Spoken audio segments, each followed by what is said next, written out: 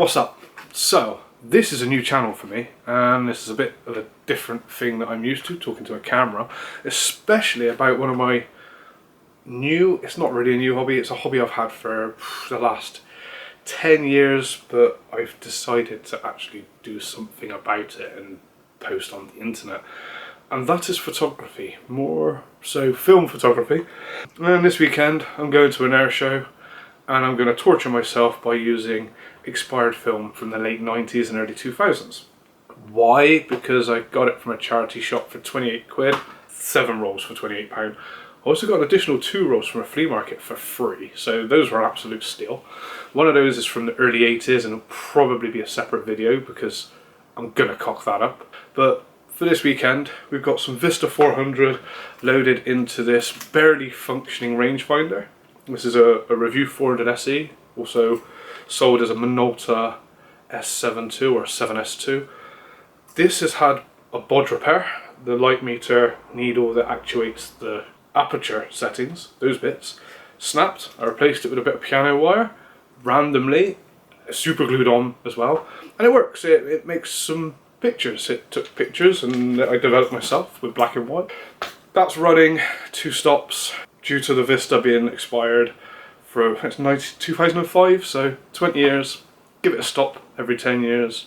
I'm running that one at 100, so fingers crossed that makes some pictures. As for the other film, because you know it's an air show and you're going to want to catch some big grey birds or whatever else is going to be flying, I'm going to be using this bad boy. This is an OG Minolta Dynax 5 from like 2003, 2004.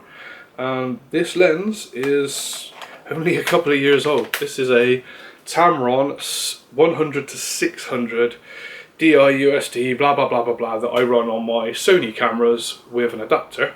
This is a Sony Alpha Fit. The beauty of these Minoltas, they were the last film cameras to be made by Minolta, including the Dynax 40 and the 50. And they have the function to run these USD and SSM lenses. So pretty fast focus for a camera that should normally have a little screw drive that is just slow and terrible. Otherwise I would just be using my 70s Minolta, oh no, early 80s Minolta 7000.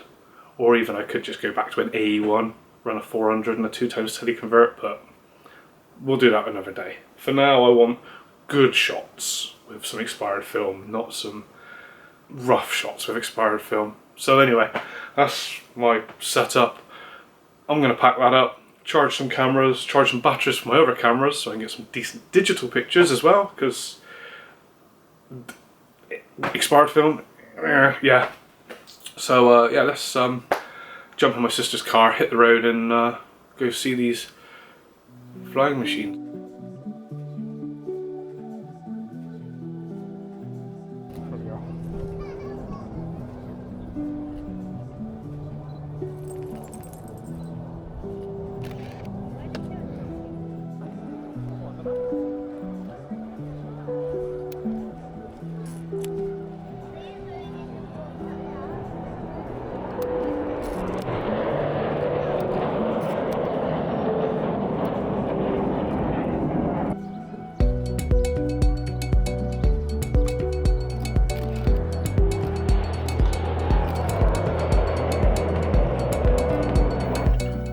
I made it back. It was a great weekend. The hotel was bloody terrible, but the air show, brilliant.